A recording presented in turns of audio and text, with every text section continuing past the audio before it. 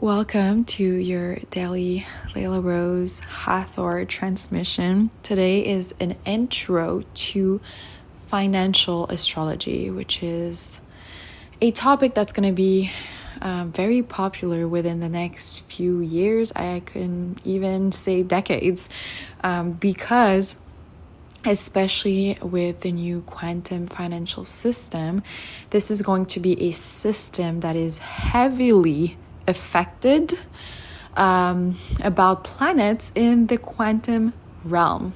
All right. Obviously, just money in general is very affected by planets, but especially with the quantum financial system, it's just going to be amplified.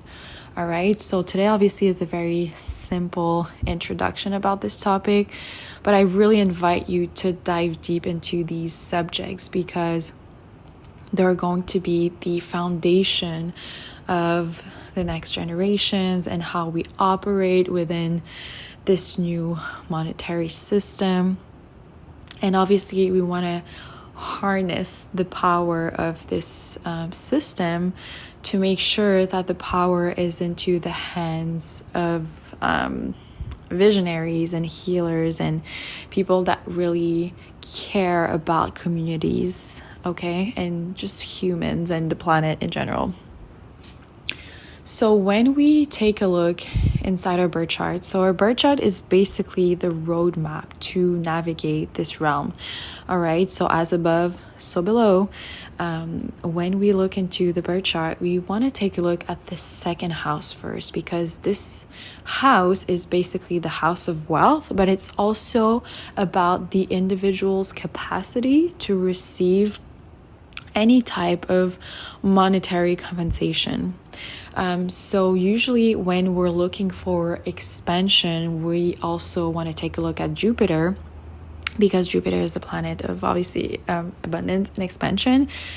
So we want to take a look at these transits. But the second house is where we can really truly understand how we can generate more income for a business, for our life, to make sure that we have employees that are super happy because they have a really good salary. And they have, a lot of flexibility in terms of, their schedule. But yeah, in order to create that culture, we need funds. We need more money. So the second house is the house where we want to take a look at that.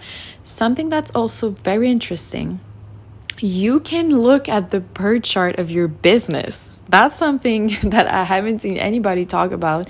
I've seen people use it for Bitcoin, but I haven't seen anybody use it for the business. So you're going to use your business information. So when it was founded, the location, everything, like basically, just as you would do with your personal birth chart.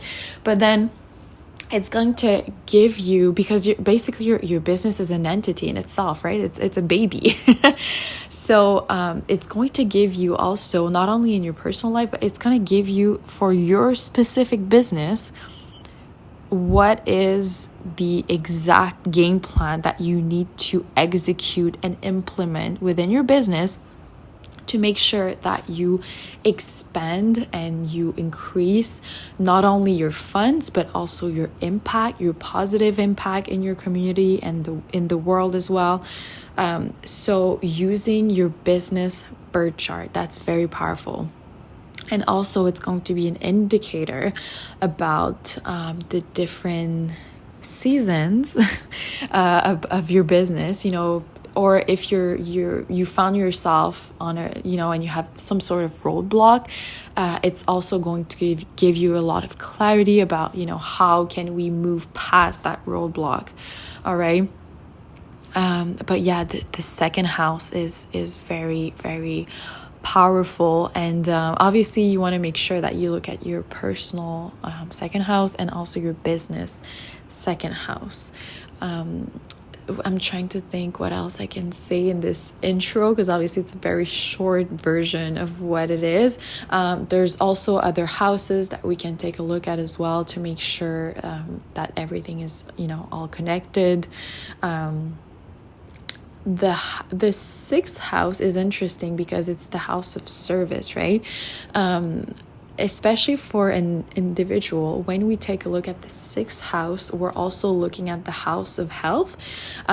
So there's actually a direct connection when people start to take care of their body and their health, physical, mental, spiritual, emotional. This is how they can actually increase and expand their capacity to serve.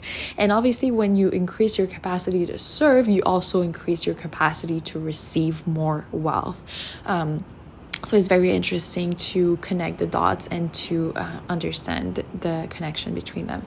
By the way, there is a huge storm right now, a rainstorm around me, so hopefully this doesn't bother you. But yeah, this is probably what you can hear in the background. So the sixth house, the house of service, is very important as well. And obviously, we always want to make sure that we can see where the Jupiter transits within that house, so we know how it affects it. And yeah, that's it. I'm gonna stop today because I don't want to give too much, and obviously there are so many layers to this, but today was just like an introduction. And obviously, if you have any questions or you want me to get into a specific house, that's something I can do in the next transmission. So let me know in the comments what you think about this. Don't forget to like, comment, subscribe as well, and I'll see you tomorrow for our next transmission. Bye.